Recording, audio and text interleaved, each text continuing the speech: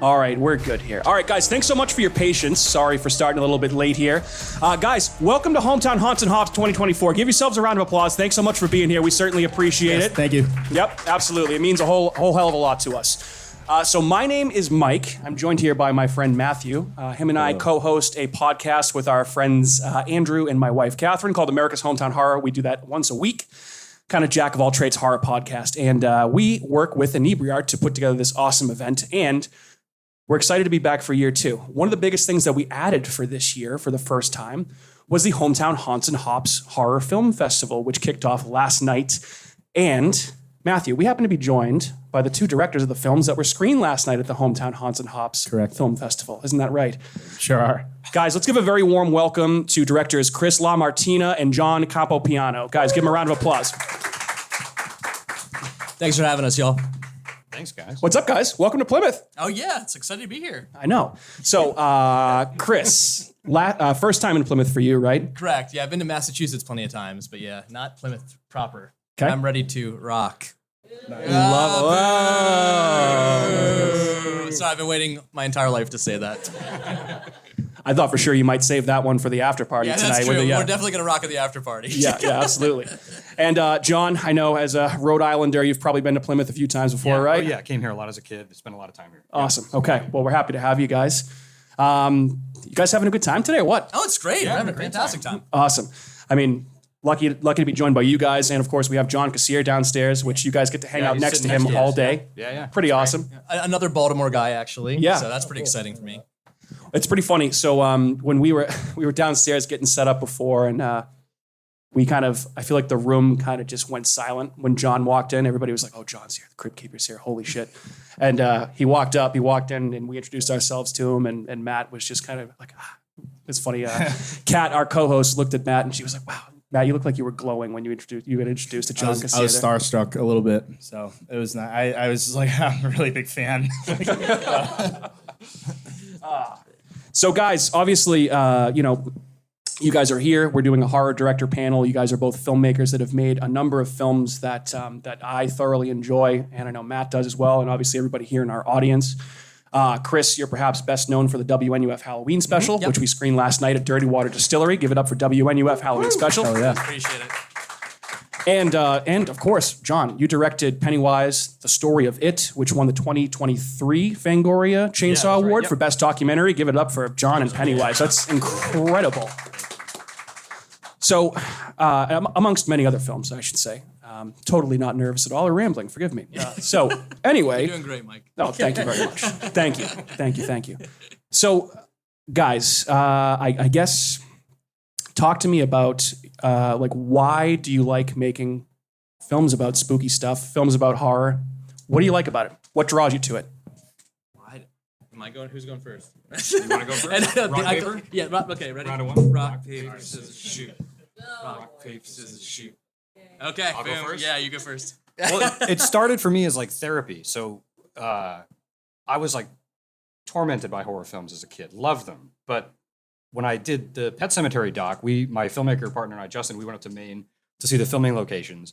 And it was kind of like a cathartic experience of like, okay, let's like step into the places where these films were made and kind of like come to peace with them in some way, like just like wanted to know everything we could about them. And then meeting the cast and crew, I just got bit by the bug and just loved the experience of like digging into films and finding photos and stuff that nobody had ever seen before, fellow fans of this stuff. And it was like kind of like an experience. It was like a cathartic experience of like digging into these things and learning about them, meeting people like Zelda, with Pet, and kind of just like, I don't know, closing a chapter on my childhood. And since then, it's just been, I've just loved making stuff. That's awesome. Awesome. I grew up loving horror movies. I mean, I was the youngest of 3 kids. I remember poking over my brother's shoulder. We would watch stuff like Monster Squad or Predator. And I think the idea of something being forbidden to me at that age was very fascinating, that allure of things I shouldn't be doing. And that was really excited me to love horror movies. And then I guess like most filmmakers, I found the family camcorder when I was like 12 years old, started making stop motion shorts. Started suckering all the kids in my neighborhood to being like, victims in all these monster movies. And every year they got more elaborate. And I think at first, the evolution of storytelling, like from a filmmaking standpoint, was like the magic trick allure of it, right? Like, oh, let's see if we can make it look like somebody's head got chopped off, right? And that, like, okay, that looks totally not believable at all, but it was fun, and we like did a thing, right? And I think as I got older, the idea of actually telling a story with like character arcs or like more transformative storytelling, or even tying in like themes of like sociopolitical things into the idea of a larger narrative, that's what kept me wanting to make movies. It was no longer just the function of doing that sort of illusion antic, but to do something that's a little bit more culturally relevant. So, yeah. Go ahead, Matt. No, I'll say it because you guys are two very different kinds of filmmakers. John, very strictly documentary style. Yeah. And then you have more, you go into the fictional or even like kind of like the pseudo setup, like with WNUF, everything like that. Can we talk a little bit about the pros and cons of each one of those things? Like what you find to be the most enjoyable and the most, what you get the most out of, and then the things that are definitely the most difficult as well. Okay, pros and cons. I'll take this one first since you did. Sure. Yeah, go. Okay, so I will say, so I started in like traditional narrative features before WNF. WNF has obviously got a found footage vibe to it. If folks are familiar with it, if it aren't familiar with it, it's like if somebody taped local television on Halloween night, 1987. So fake commercials every 7 minutes. It really feels like you taped a TV show off of like a local TV station back then. So before that, I made a handful of movies before and after WNF that were more traditional narratives. And I think the toughest part about making those movies on a low budget specifically, and I think there's different things. There's definitely challenges when the budget gets bigger, right? The more rounds of revisions or opinions you have to listen to. Like my wife just directed a movie for a little studio that I wrote and co-produced with her. Let me say this carefully. Sometimes you have to listen to opinions that you don't necessarily agree with, but like that's part of the process. And that was interesting. Whereas like a low budget movie, you're more in the driver's seat and you get to make all those decisions, but you have less resources. So like you're not paying people. And when you're not paying people or you're paying people so low, it's like you might as well not be paying people, right? Like they could literally probably, run a lemonade stand to make more money than what you're paying them. So I think that's the thing that is the most challenging about it. So that's the con, right? Like trying to figure out how to make like, how do you make like a cult church look good when you have a location budget of $1,000, right? Like how do you make like a giant tentacle monster when when you have limited resources? But the pro is you're in the driver's seat. You're making artistic decisions that ultimately like the only limit is your imagination and your the dollar amount. So, yeah. I mean, for me, I would say with docs, like the pro is the excitement of not knowing what you're going to find. Mm-hmm. So, you're like, I always liken docs to like archaeology. Like there's a story in there and you sort of have to like go in and find it and uncover it, which to me is really exciting because you may start a project and have a general blueprint of where it's headed. And then it pivots like halfway through. You're like, holy shit, like I didn't see that coming, or the story just changes. So that's cool. At the same time, when you're doing like narrative stuff, it's a clean slate. You're like, okay, what is the story going to be? Where are these characters going to go? Where do I want them to go? And you have the freedom to do that. Whereas with docs, if you're doing it right and you want to, do the story right, you have to go where the story's going, even if it's maybe not where you want it to go. You just have to follow it through. So you're kind of held to that. You're restricted in a way. Yeah. And that's come up a couple of times for me where it's like, oh, this is not what I was anticipating. And I can't just like write it a different way. Right. It's history. Yeah. So, John, I have to ask you because I know we were talking downstairs beforehand a little while ago. So not only did you direct Pennywise, but you also directed a movie called Snapper, the man-eating turtle movie that never got made, which is just, what an awesome concept for a movie in general. Yeah. What was it like to make a documentary about a movie that actually never got made? Well, I think for me, one of the things that I find interesting about docs is like, okay, you may have a story. It's like, okay, this is going to be about a turtle movie that never got made, but there's got to be a story within the story. And as I got to know the two filmmakers that tried to make that movie in Worcester back in the 90s, I quickly realized, we interviewed them together. Their chemistry was just obvious. And it was like, okay, these guys are the story. So you're telling the story of a film that failed through the lens of these two creatives that have been trying to make stuff for decades. And it was almost became like a buddy story as opposed to just like a doc about a failed movie. And so that's kind of how that came to be. That's what sort of drove my interest with that. And I try to find that in all the docs. It's harder with some. If you're doing a doc about a making of a film, it's, you may find some of that in there, but ultimately you're telling the production history of something and that's the story. But with something like Snapper, I had freedom to kind of go into weird directions with it.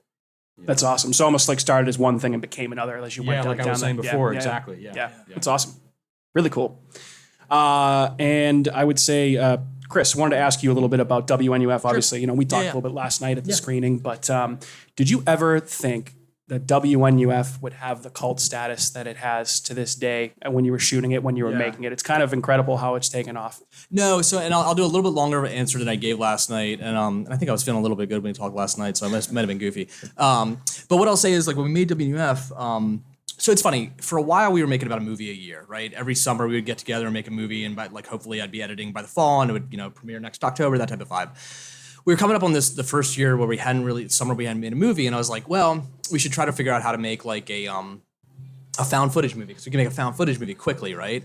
And then of course became the most like ass backwards way of making a found footage movie, because it actually became way more complicated with like making all these fake commercials, like shooting all this vintage gear, making it look like the 80s.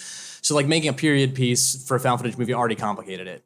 But the whole time we were making it, the reason why I was excited about it was because it was doing something so counteractive to what a lot of our contemporaries were doing, right? Like, I tried to make the point, maybe I didn't articulate well enough last night, like all our friends from film school at the time were like bragging about the type of camera package they were using, right? Like this new red camera that came out that shot 4K and was amazing for color grading and all this stuff. And we were like the dipshits, we're like, yeah, we're shooting on VHS cameras, like we're gonna make this thing that just looks like asshole.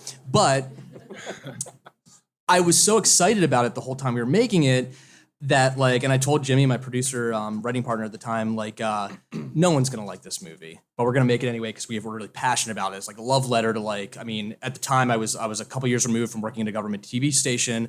Halloween was like, every day was Halloween to me. And I feel like there was this really interesting moment where you pour so much passion into something that like you're stoked about it the whole time, but you don't necessarily know if you'll find the audience that's as passionate about it as you are.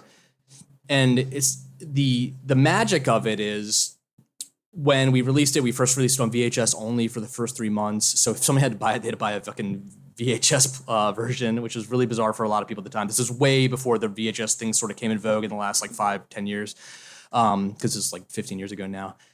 But like, it was crazy, like having people react to it at the time and talk about it like, oh yeah, this is a movie I watch every Halloween. Like if you pour passion into something, if you truly just have this like, I'm doing this because I love this and I love this part of the process like so much, that joy of creativity will transcend, and you'll find the audience that these movies are made for. And that's the biggest point, was like, just as long as, if you're doing something for $1 I think people know. If people know if it's just like a paid gig, they'll realize that very quickly. But if you are like, I'm so fucking like stoked about the movie I'm making, it'll find the people it's for.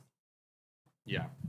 That's awesome. And I know I said this to you last night, but it's just one of those films, like the first time I turned it on, I could tell that I was watching a movie made by somebody that I feel like I could really relate with, and how much I love Halloween and the type of stuff that I love, like growing up, that like lo-fi 80s, 90s aesthetic, which I really dug a lot. So, thank you. And it's become a yearly rewatch for me, as I know it has for a lot of people. That's cool.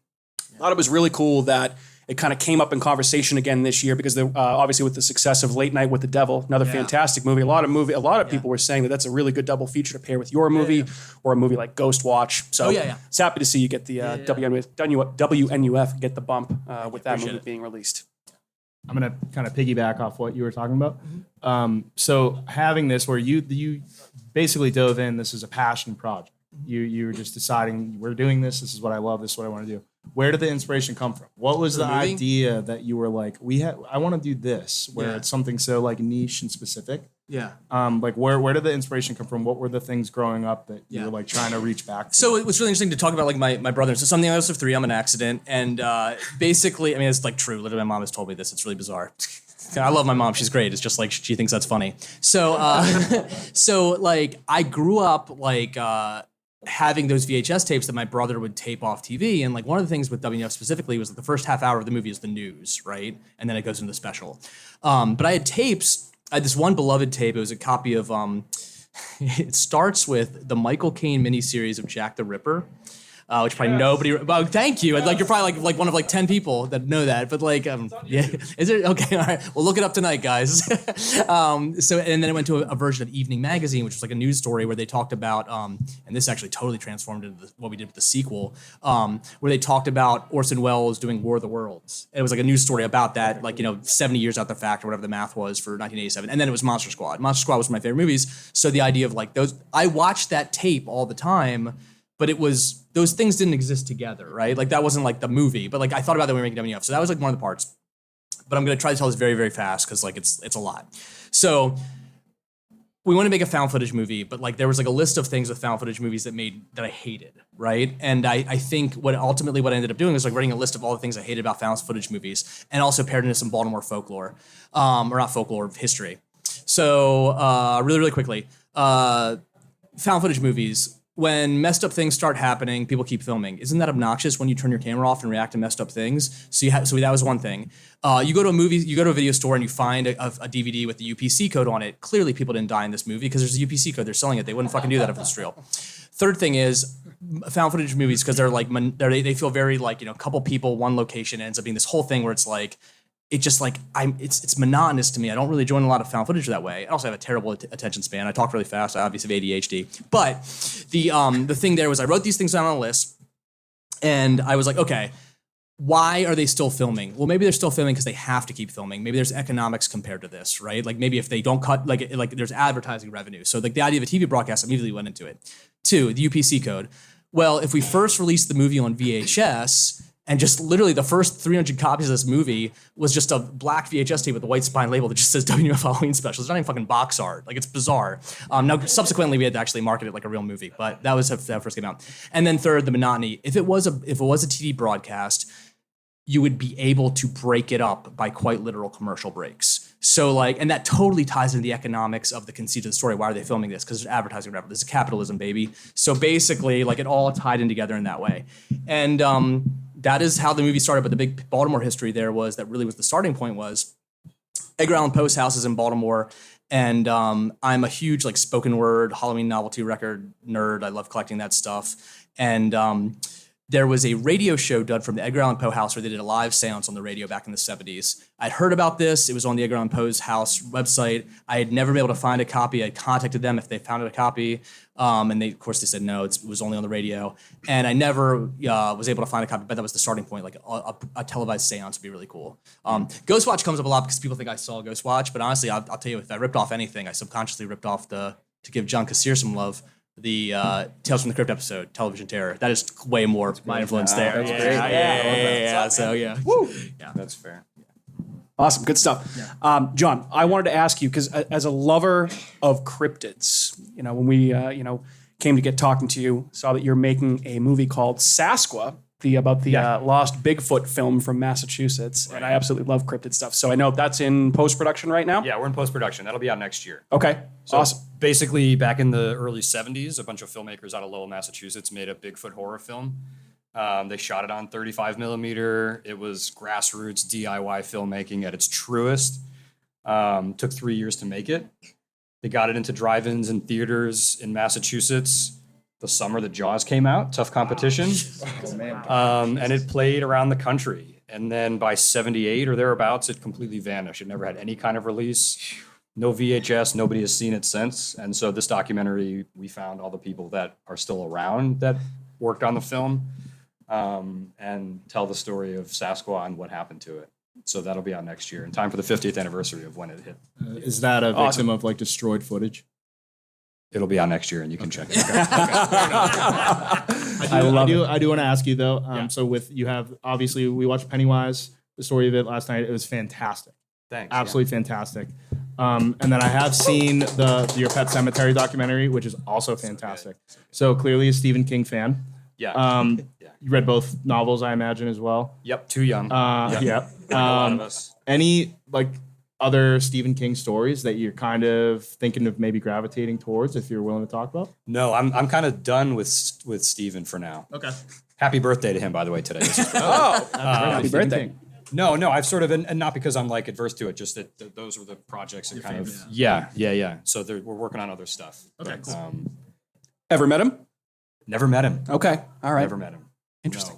No. Emailed, but never met him in the flesh. Still cool. I mean, getting an I'll email take it. from Stephen Yeah. King. It might be on the fridge. It might not be. But Yeah.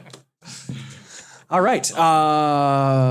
Matt, unless you have anything else, I feel like it would probably be fair to take some questions from the audience. If you guys have some questions for John and Chris, sure, right up front. Actually, you know what? If you want to come up, we have a microphone that we can, just so we can get it on recording, or I can bring it to you, whatever you want to do. Don't be shy. Everybody's friendly here. What's your name? Should I pick it up? Sure. Or you can pick it up. I'm Chris. Hi, John's Chris. been on my show. So I have a question for John about Sasquatch. How, when you hear about something like this, how do you begin your process to hunt down the information? Like, I'm doing a documentary right now, and thankfully, I'm not flying all over the planet Earth interviewing people. I'm just literally calling people up and being like, you knew the dead? Let's talk about the dead. And that's how we do the process. Explain how you find out about like the snapper and Sasquatch and how that happens. Because I know everything about Pennywise and the other one. So, I mean, I like to sort of just like hit the pavement and start talking to people. So with Sasquatch, we knew it was made in Lowell. So like I'm getting on like Facebook pages, like, you were born in Lowell when, which has like 30,000 members. And I'm just like casting out messages to people. Or I'm like, looking up the credits to the film and I'm like looking up people to see if they're still around. Or I'm trying to find relatives of people that share the same last name from that area. And I'm cold calling them like, hey, is this a relative of yours? And like, it can lead me, and it has led us down some really cool paths to finding people and other things. So, because I'm listening to a podcast right now, they're trying to find out information about a contest that was run in 1999. They're literally throwing at every single group saying, does anyone know about this contest? Because Jim Lee, the artist, DC comic artist, doesn't have any more information beyond like, I was just like, here's the thing, guys. And they're trying to find out what happened to the product that was in the contest. As it was yeah, I mean, I just, you got to think outside the box with that stuff. Like I'm always calling historical societies. I'm calling places like UMass Lowell, like get me in touch with the Center for Lowell History. Like people that are like archivally minded, historically minded, people that are like invested in the community that might have connections or might know someone that knows someone.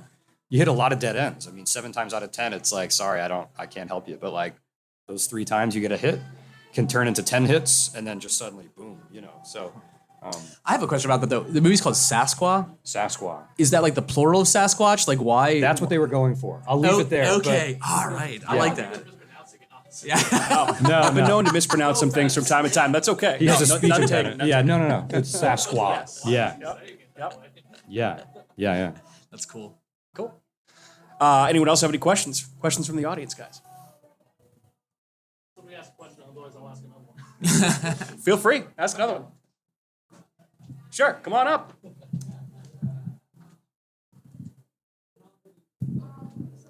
Hi. What's your name? Quinn. Hi, Quinn. This is for Chris. Something that I really appreciate about both WNUF and the Out There Halloween Megatape. I was curious in how you format your scripts because, like, you have like the natural progression from the specials into the commercial breaks, but yet the commercial breaks also act as like this 3-way gag, social commentary, but also like little bits of storytelling if you're paying attention, like in how in WNUF you have all the political ads with Robert Dandridge, and then a decade later he's still running for office. So yeah, I was wondering how you kind of like pace that out. That's fabulous. That's a fabulous question, Quinn. Thank you so much, and thank you for being able to articulate like just like that nature that usually I can't. So so it's funny. The scripts for the WNF movies. I mean, there's sometimes the actors improvise stuff, but they are scripted out completely. And the initial part is all the story segments are totally scripted like a normal formatted script, right? The commercials, however, so this is how I think the process ends up being like a little bit more organic. I write all the commercials as if they're their own separate things, and they're not in the actual feature script. So in Out There, that's the most fresh in my mind, so I'll talk about Out There. I wrote probably another 20 commercials that weren't even produced, right? That I was just sort of like, what's actually realistic? So I knew what I wanted to make, but then I don't decide where the commercials are going to go in the movie until like I'm editing and I'm like, okay, after this scene played a little darker or a little funnier. Let's try to like offset the, it's always about like a real weird tonal shift. Like I'm going to put like a weird like AIDS PSA after like being really goofy, right? Or like, so like to sort of like fuck with the audience's tone just a tiny bit, right? Or that sense of place. Or for example, in WNUF, like it was a very strategic decision, spoilers, after the cat is found dead. Sorry, I love cats, guys. It's just, that's how you got the audience. We put the pet store ad after that, you know? After you haven't seen the burgers for a little bit in WNUF, that's when we put the commercial for their book. So things like that. But the other thing that's interesting too, I think like your question to bring out with Dandridge and what is it? Just the idea that he's like, you know, the sequel takes place in the 90s, the original takes place in 87. I was really fascinated with the idea. And the reason why the sequel even came about was because I was like, now there's 90s nostalgia, right? At the time we were thinking about making a sequel, I was like, could the 90s nostalgia really exist? Because it hadn't hit yet. And I was trying to think about how my relationship with the 90s actually being more cognizant of that, growing up more in the 90s. I was born in 85 versus like seeing VHS tapes that my brother and my sister had taped.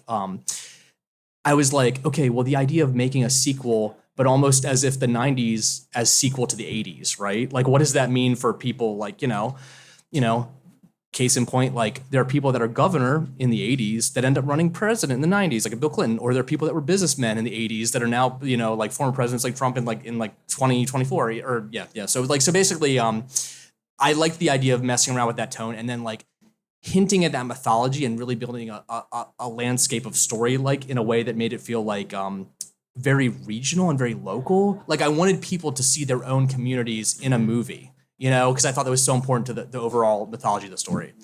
So that's how ends up being very organic. Thank you. That's a great question. Appreciate that. Have you seen the Groove Tube? I have not seen the Groove Tube, but I see the artwork. It's the gorilla with the. You gotta watch the all right, I'll watch the Groove Tube. By the way, I feel like I've met like a kindred spirit today. Like John, I feel like we never interacted in person. I'm like, we're like, let's party later. Yeah. Yes, I did have a question. This is for any of the filmmakers, both of you. Sorry. When did you want to give up? Don't say it didn't happen because I know it happened to them. George Lucas wanted to give up on Star Wars like a dozen times. That's a good question. I know exactly. I know exactly what I'm good. I'm sorry if it's so depressing. No, it's not. I might tear up, but that's okay. That's good. It's a good cathartic thing. Filmmakers that are dealing with stories that deal with death. So I will. People don't want to talk about it. No, this is good. So I think the most important thing for me is to realize, and I'll try to articulate this fast, but it is a really important moment in my life. It is. You make very little money doing this stuff, right? Like, and I think that's like not why we do it. I know. Have you checked your back in like the last 20 years? But anyway, so that's not why we do it, but there's days where you're like, I mean, in 2010, I was like, I was working at the mayor's office in Baltimore as one of the inspirations for WF, and our office was gonna gut people, and I volunteered myself, like, let me lose my job, I wanna move to Los Angeles, and I want to go pursue a career in filmmaking.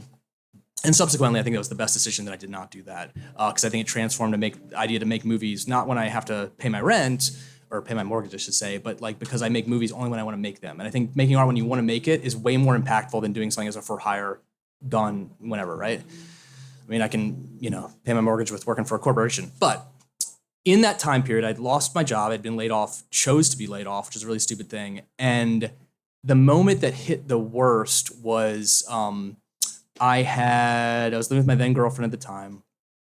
I realized I was losing my health insurance. I'm a type 1 diabetic. And I realized how bad the Cobra insurance payments were going to be. And I was like, holy fuck, dude, I can't, I'm not going to be able to pay rent. I'm going to have to move back in with my folks. My folks were babysitting my sister's kids at the time, so I got to move back into my childhood bedroom that now had Spider-Man sheets. It was incredibly emasculating. The first day and this was all while we were finishing up this movie we made called Witch's Brew. And it was this moment where it was, God, it's crazy. So like, we had the first worst day. So Jimmy, my producer, who I love, is one of my best friends still. He booked like 8 pages for the first shoot day. And any filmmaker tell you, make the first shoot day of your movie the lightest day, because it's like, you're going to go get behind. And subsequently we learned this mistake. It's not what you do. We were already like 4 pages behind on the first day. I had no money. I've just moved back home. I broke up with my girlfriend at the time, which is way better. I'm glad. But like, at the time I did not feel that. And I remember sitting in a Wendy's with Jimmy and just sobbing, just being like, dude, like I have to move back home. I have no fucking money. I don't even know if I'm gonna move to Los Angeles, how long this movie's gonna take to finish. I was like so depressed I didn't even finish my Baconator. And and Jimmy said to me, but I'm not gonna leave you in the down point. Jimmy said to me, Chris, like, just give it one more day. Just give it one more fucking day. And the next day, and this is why I think movies are so powerful. You make these movies with mini armies where you, my mom, who's a carpenter, in addition to was a former school principal, she's an amazing woman. She had built this fake, this bathroom set where we had shot the scene where this guy shits his intestines out. And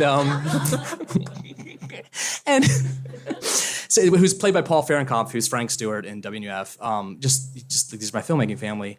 And there was this shot where he goes to take his, God, this is so repulsive. He goes to take his pants down, and before he could sit down, he just blasts a splatter of shit against the toilet seat everywhere. And I'm telling you, in that moment, fake blood saved my life. Because literally, I jumped up with glee, like that looks so repulsive and disgusting, and it was just this look of pure joy came across his face. I looked across to see Paul, who was very frustrated because he was sweating. It was August, but he was just trying to keep a straight face while he's shitting himself. And Jimmy looked so happy, and I looked so happy, and I was like, you know what, dude? At that moment, it was like, I will figure out the life stuff, but right now, this is what matters. And this is this is the thing you have to focus on. When everything else sucks in your life, you have to focus on the thing that gives you joy and has to motivate you. And I think movies and storytelling has always been that thing that always pushes me and motivates me to keep going. Storytelling is what I love about the process. That's another con of dogs. Yeah. No explosive diarrhea. I'm missing out. The night is young, my friend. I know. I could still pivot careers. I mean, in the spirit of what you said, I mean, making this stuff takes sacrifice. I mean, it just does, especially when you have a full-time job. You know, like for me, giving up, wanting to give up. I mean, having to leave the house with a 6-month-old at home with your wife and feeling like a complete asshole and just having to get through that stuff. I mean, I've lost friends to suicide, deaths in the family. Alex is going to know what I'm saying when I say this. That sometimes you crowdfund a project and it's not out fast enough, and you get some real heat from the people you're making it for at the end of the day. That makes you want to give up. Yeah. But thankfully you've got support. I've got a wife that's like, no, you need this. This makes you a better dad, a better husband. You need to exercise that muscle to be here. So you want to give up a lot, but you don't. Hopefully. Yeah. Well, and stuff like this is the big thing, right? Talking about this with each other and finding kindred spirits is the best part of the process because you don't feel alone. Yeah. The horror community is pretty tight. Yeah, there's a lot of people that if you're in it, you're in it. You enjoy it. You support all of it. I think it's a cool thing too. So I appreciate you guys. Both those answers are fantastic. Absolutely. Thank you. Yeah, it's funny because we were talking earlier, and it's of all the things that I thought that I never would have expected for us to come up when we were all chatting earlier, and it does fit. But horror fans kind of tend to circle back to the same types of things. And growing up as a kid in the 90s in Massachusetts, Spooky World was a huge thing to me. So we got talking about the Spooky World VHS, John, and then Chris, as a kid from Baltimore, I would have never thought that it would have made, had its tendrils that far down. But it's just funny because it's just, we all tend to gravitate towards the same things. And it's just a really cool thing to see and talk about, especially with a potential documentary, or not a potential documentary about Spooky World coming out at some point in the future. Can't wait to see that one. Yep. Shout out to Spooktacular and the Spooktacular team. Love those guys. Absolutely. All right, guys, we're getting up against it. We might have time for one more quick question from the audience if anyone has a question that they want to ask John or Chris. Now's the time. Yes, come on up. All right. Hello there. What's your name? My name is Andrew. Hi, Andrew. I guess my question is, how do you define success in one of your movies? Is it, reaching the largest possible audience that you can? I know you talked about when you have more resources, but also sometimes more compromises to do that. So is there what is your definition of making successful art? And do you feel like you've accomplished that? Free drinks is the big one for me now.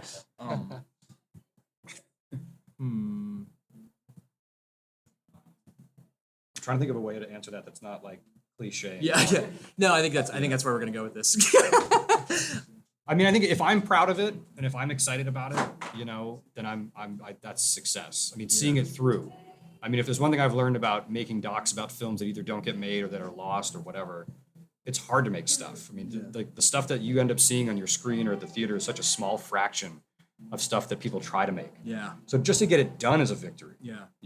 And if I'm proud of it, if I feel like I'm adding something to the culture that's not already there, that's not just a derivative of something else that's been done before, then I'm proud of it. I feel like that's successful. I was gonna say for sorry, I don't want to cut you off. You're good. I was gonna say free drinks helps. Oh yeah. And it's funny, like I make that as a joke, but it's kind of the truth because like every once in a while I'll be like a horror con or something. So I'll say like, oh yeah, I make movies, and somebody's like, oh, you made anything I've seen? I'm like, I don't know. Like I mean, like kind of depends how hardcore of a horror fan you are. Like WWF, like, oh my God, like what are you drinking? I'll get you a drink. And like that's a moment where like the cheeky response is, I'm an alcoholic. But like the thing is like that's not true. But like the thing I would say is when your work finds an audience, when you are discovered by people that you have no personal connection to, there's like this really special thing. And like I can't stress this enough. Like just like literally just dropping a filmmaker, even just like a comment on something, or just like sending an email, or like just like even just like a letterbox review saying nice things is like, dude, it's the dark night of the soul making these movies sometimes, where you're like all these hours where you're behind a computer editing something and it feels very lonely. To know that you actually found your audience, that is success, in my opinion. It is the money is nice occasionally when it does come in, but like it's not about that. It's always about like, oh shit, no, like the movies that I grew up loving, like someone had a similar reaction. That's the big thing, just emotional connection. Totally. I mean, I have docs that like have done better financially that I'm not as proud of. Not that I'm not proud of them, but like I'm not. So it's not. I don't quantify it based on what it's bringing in from a financial standpoint. There's so many other factors that come first. The passion ones are the ones that count. Yeah, for sure. Yeah. Cool. Awesome. All right. Well, I know we're kind of getting up against it here. We have our next show coming in at 4:00. But I want to give a huge thank you to John and Chris for taking the time to come up here and chat with us. Give a big round of applause to John and Chris, so guys. much, Yep. Thanks, everybody. Can honestly say, thrilled to have you guys here, and in dealing with you guys, having you and getting you to come here. Two of the nicest guys you can possibly meet. They're downstairs. Go say hi if you haven't already, and enjoy the rest of Haunts and Hops 2024, guys. Thanks so much. Mike. One Free more drinks. thing. Sorry, real quick. The after party tonight will be at Dirty Water Distillery and Chris's band Beach Creeper. Yeah, surf punk from Baltimore. Come hang out at Dirty buddy. Water Distillery. Absolutely. So enjoy the rest of the day. Come hang with us at the after party. And one more thank you for Chris and John. Guys, awesome to have you. Thank you.